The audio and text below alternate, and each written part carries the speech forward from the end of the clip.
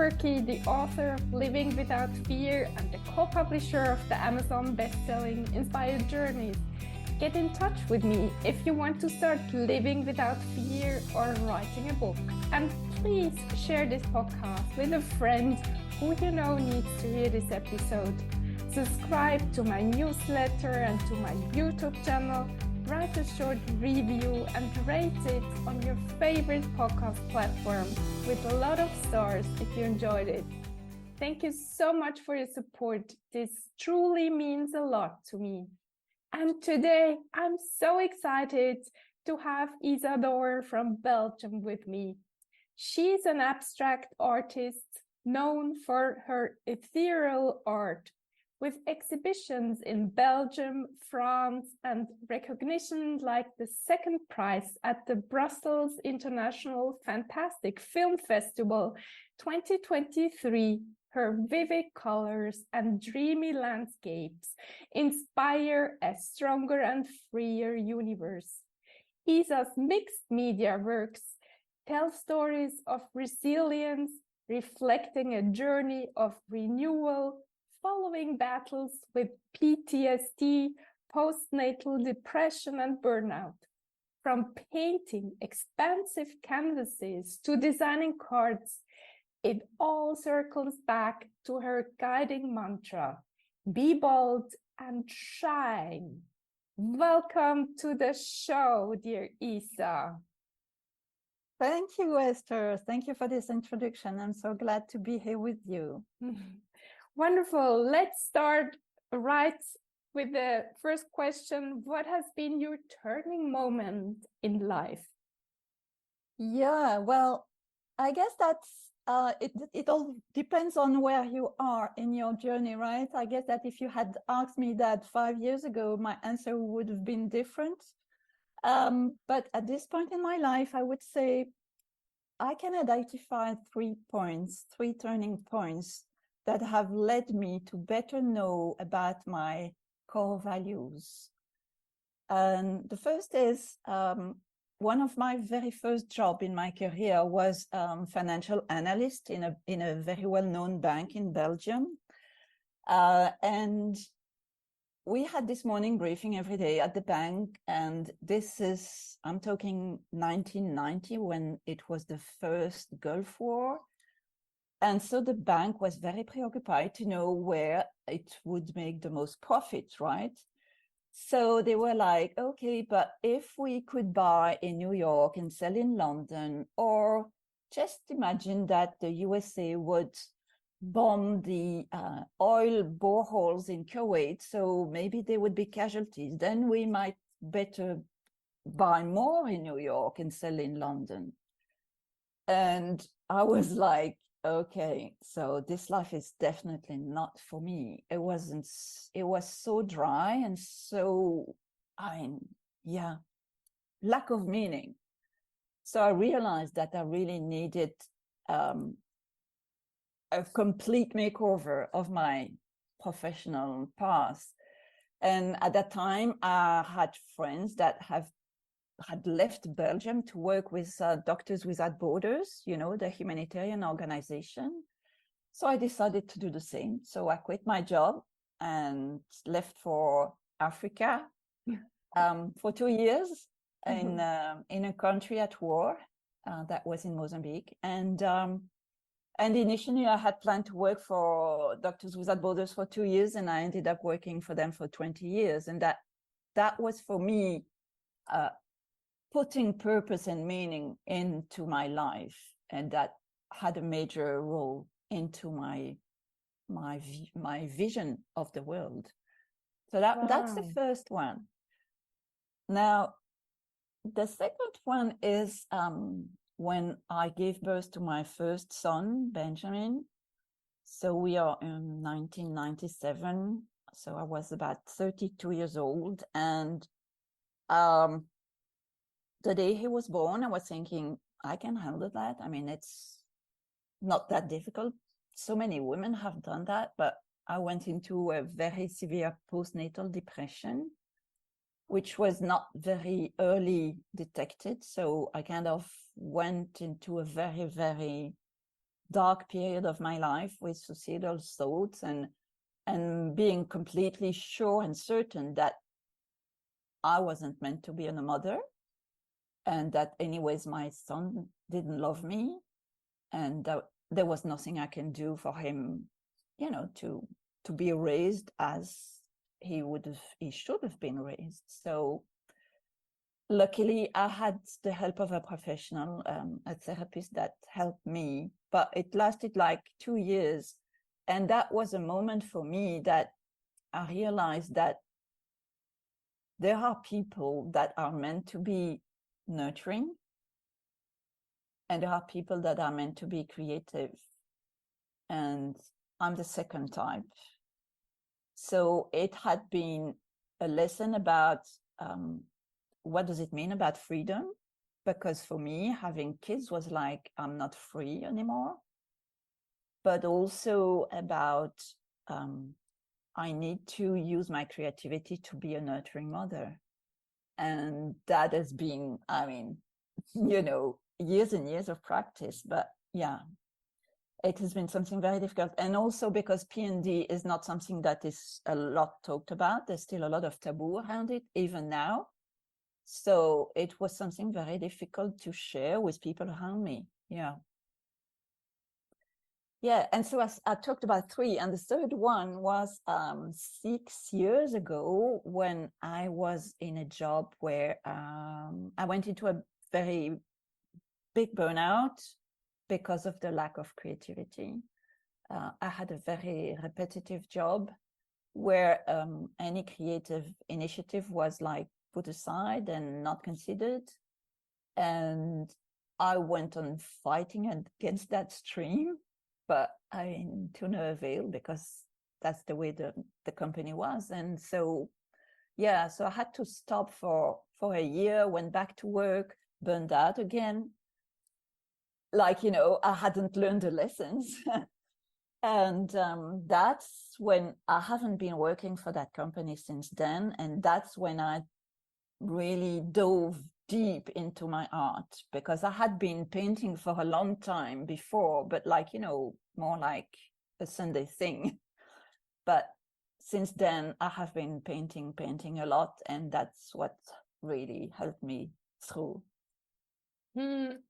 Wonderful. Thank you so much for sharing. And how do you combine now your creativity with making money, or how do you do it nowadays?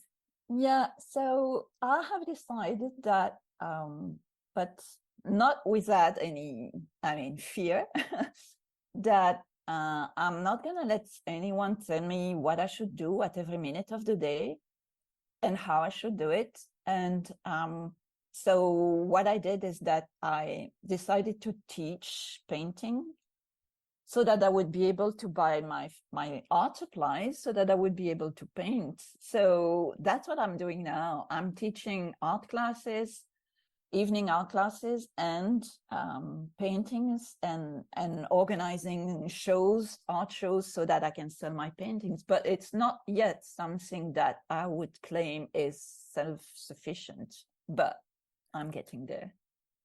Wonderful. And Isa, do you remember what kind of dream did you have when you were a small child? Oh, my first dream was to be a ballet dancer. And then, I had to go to these lessons and learn how do you call that? When you have, your feet, you on your toes. Yeah. But that was so painful. And then I decided, okay, I'm going to be a tennis woman, and after that, it just went on. I had so many ideas, so many things I wanted to be. And then when I was a teenager, I wanted to be an architect, because I loved building houses and thinking about the stories of people inside the houses. And but I ended up studying economics, which has got nothing to do with architecture. But yeah, that's what it is. And when did you discover that your expression is the painting? Yeah, that's a good question, because when I was in Mozambique for Doctors Without Borders, as I said, it was a country at war.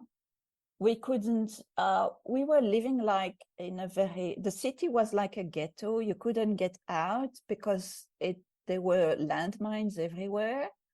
So it was basically when you had free time, there was nothing you could do. And, but I had my sketchbook, I had a pencil, and that's where I started drawing and drawing and drawing.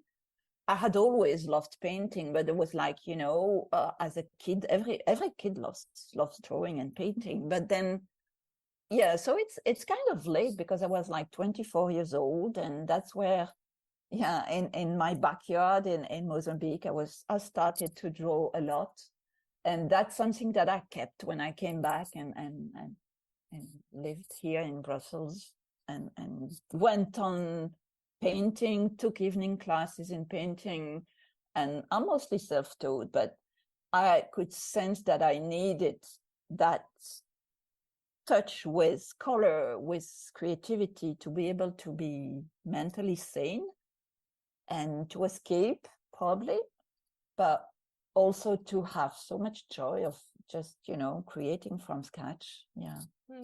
Beautiful. And how did you discover your ethereal artwork? Why is it today Isa's paintings, why are they so colorful, so joyful? That's a good question. I would say because for me, it's my own way of expressing things that my mouth and my vocabulary cannot express in whatever language. It's funny because it's always first the color, then the texture, and then the words. So I'm painting, and then afterwards, what I do while I am painting, I am recording myself. I'm not taking notes, I'm recording my thoughts.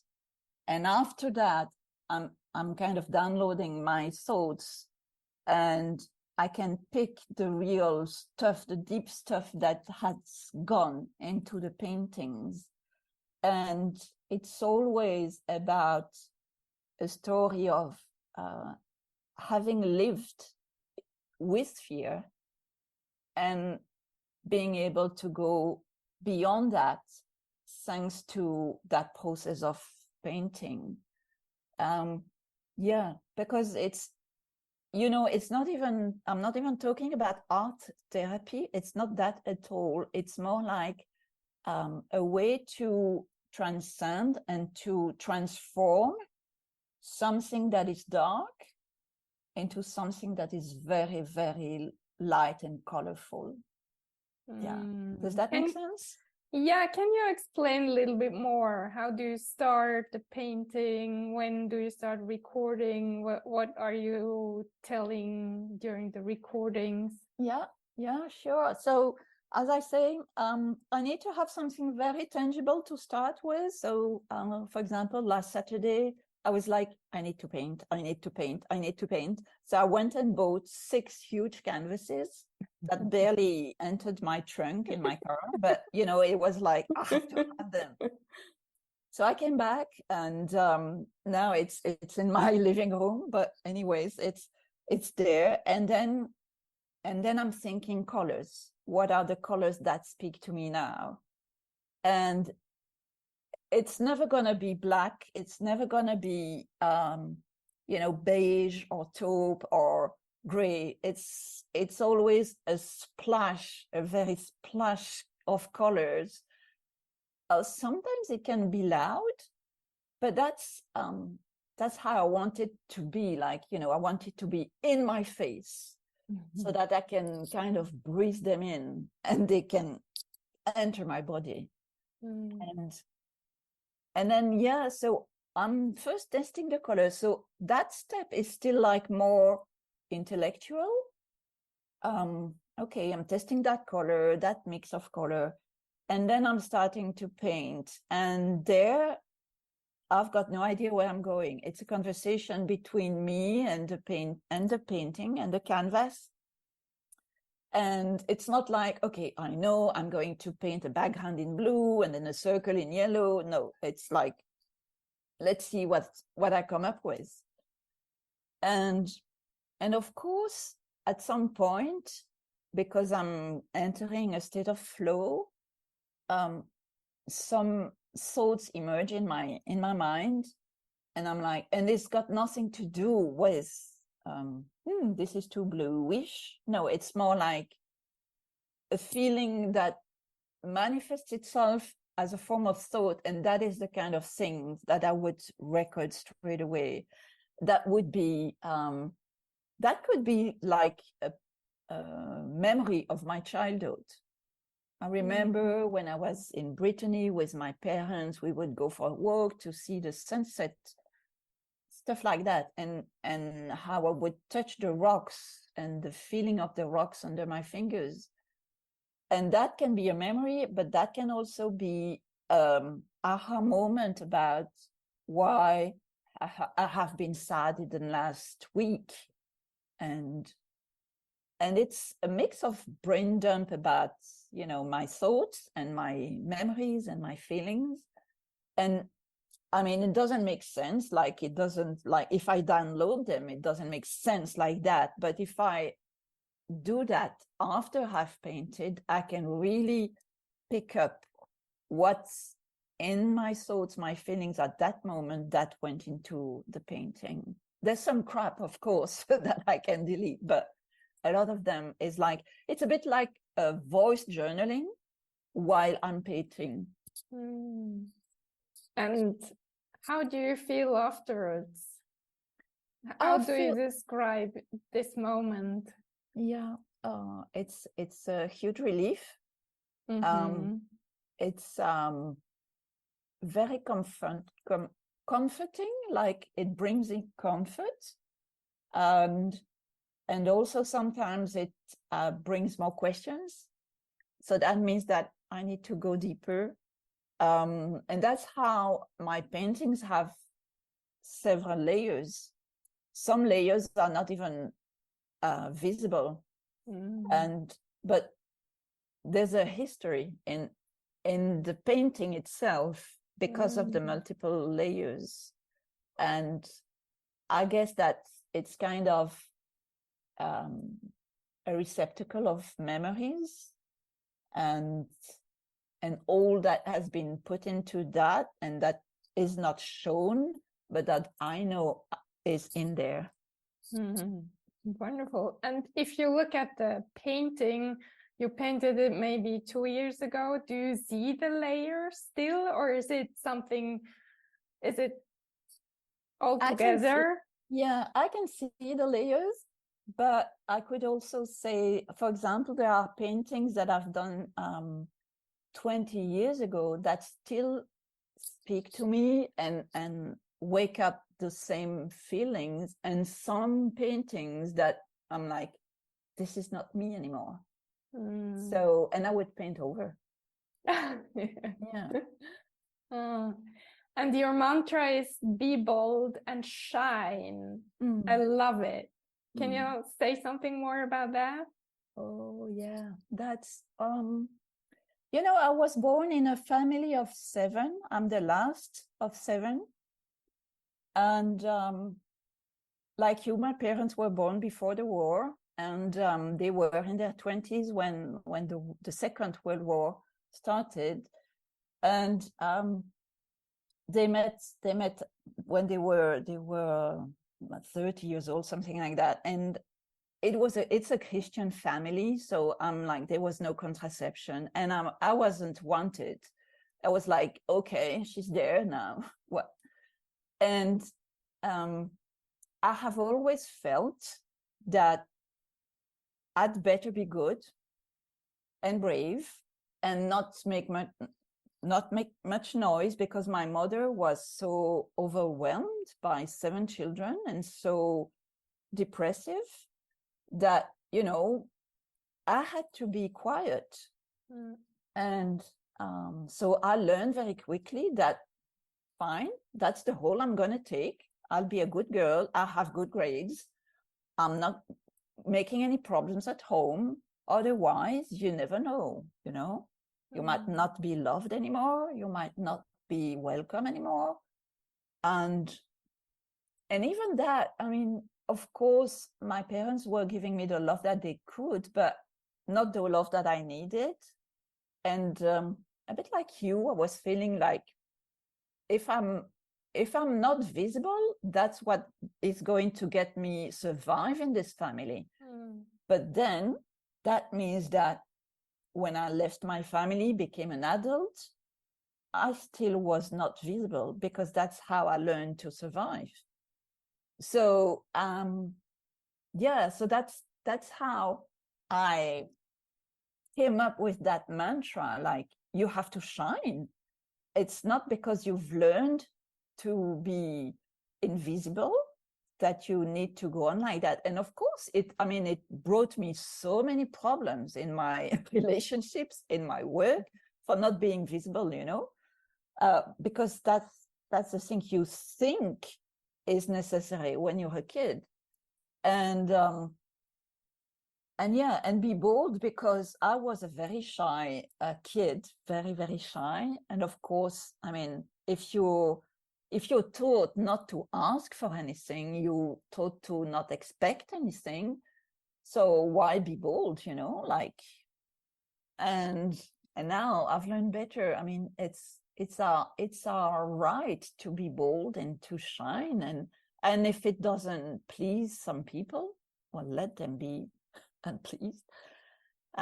Yeah, and of course it took me years of therapy to get to know that, and it probably came all out when my first son was born, because I became a mom myself at that moment. So everything came back, like, how am I going to take care of a baby boy if my mom couldn't take care of me? I mean, emotionally speaking, because otherwise everything, I mean, we had food on the table, we had clothes, everything was there, but emotionally speaking, no. So yeah, be bold and shine. Yeah. I love it, and it relates a lot to my life. And Isa, if someone feels the calling just to take some pencils or some colors, because inside there's something which this person wants to express, what would you tell our listeners? How should they proceed? Or I'd say just listen to your gut. So many people think that they are not creative, that, you know, some people are talented, some people are not. It's not like that. Some people do have talent, but if they don't use it, it's useless. And people have to work more to develop their skills, but it's the main purpose of being creative is to have fun, is to lose track of time, is to spend hours without even noticing that you're hungry, is to, you know, end up the day and look, I've planted new seeds. Look, I've created a painting. Look, I've invented a new recipe, whatever, because being creative is not only about painting or drawing. It's just something that everybody's got, but that has been shut up at some point in our life because we were told we weren't good at drawing a house or, you know, painting within the lines. And so, yeah, just if you want to do it, just go for it. And even if you're not drawing straight, even who cares? I mean, who cares? It's not about you being seen by others. It's you being seen by you and respecting your need for it. Beautiful. Thank you so much. Something you like to add, Isa, to what you shared already, your wisdom? Yeah. You know, I think that everybody goes through life with tons of fear. And I know if you're familiar with the book of Susan Jeffers, Feel the Fear and Do It Anyway. Like, it's not like now I can say I'm living without fear. Fear is there. It's just that I'm not feeding the beast. And that's what I want to say. Don't feed the beast. Don't add drama to the fear that you feel. Don't have people around you nodding and adding to, this kind of world we are living now, because it's dramatic enough. And so it's very important not to add to the fear that we experience already. Like, it's not like when you feel the pain for something, you've lost someone, there's a pain that you need to process, and the more you go deeper into that pain, the better it is for you to process it. But fear is the contrary. The more you go into the fear, the more you're going to feed it, and the bigger it's going to become. It's not going to go away. So my advice is like, okay, just acknowledge it, but don't feed it.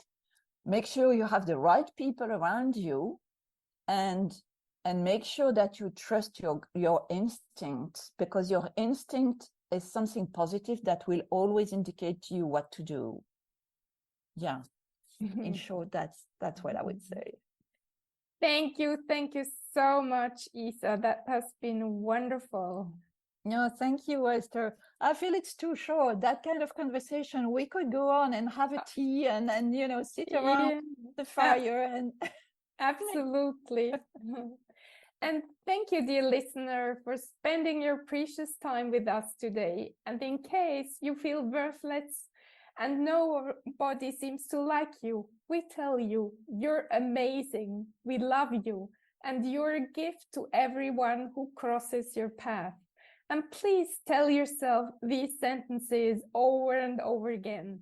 Have an amazing day and talk to you next week.